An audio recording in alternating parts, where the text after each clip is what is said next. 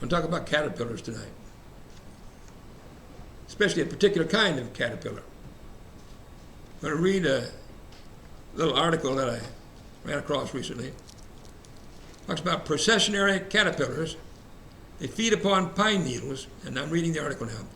They move through the trees in a long procession, one leading and the others following, each with his eyes half closed and his head snugly fitted against the rear extremity of his predecessor. Jean-Henri Favre, a great French naturalist, experimenting with a group of caterpillars, finally enticed them to the rim of a large flower pot. He succeeded in getting the first one connected up with the last one in the line, thus forming a complete circle, which started moving around in a procession with neither beginning nor end. The naturalist expected that after a while they would catch on to the joke, get tired of their useless march, and start off in some new direction, but not so.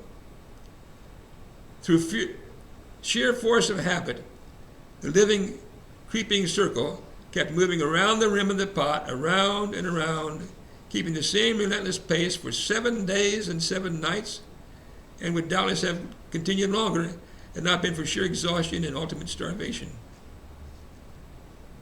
Incidentally, an ample supply of food was close at hand and plainly visible, but it was outside the range of the circle, so they continued along the beaten path. They meant well, but got no place. Now, I don't know about you, but that leads me to some spiritual applications. Matthew 15:14, they are blind leaders of the blind, and if the blind lead the blind, both will fall into a ditch.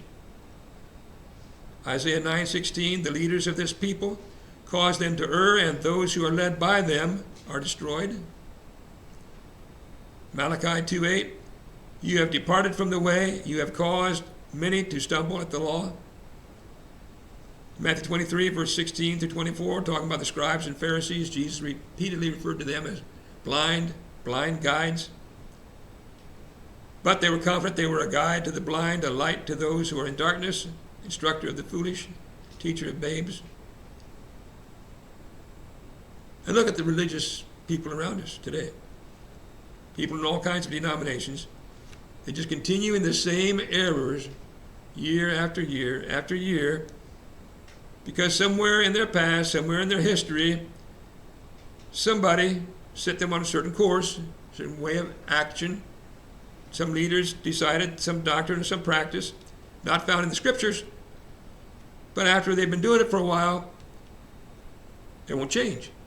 They just keep going that same direction on the assumption that the past practice was acceptable. The leaders continue the same course because they're trained in their seminaries, if that's what they're supposed to teach, that's the doctrine they're supposed to practice. The people follow the leaders, the church traditions. They think that surely they're not going to lead us astray, and we've been doing it this way for years.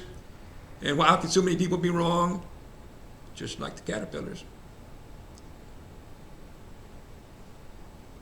And just like food was in sight for the caterpillars, so these people, they've got the truth. They've got the Bibles. Almost all of them possess, in many cases, more than one copy in their own homes, but they don't dare to change course. We need to make sure we don't make the same mistake. The lesson is not that we should automatically reject whatever is taught us by preachers or elders.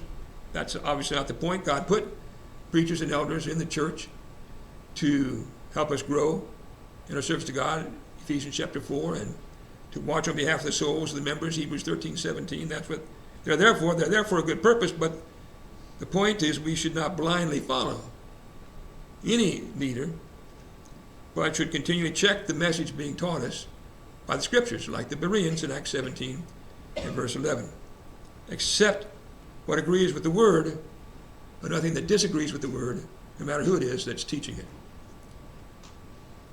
So tonight you need to be a child of God. You need to follow, not blindly follow men, but follow the Christ, the one who died to save you from your sins. If you're not a Christian, why not become one tonight?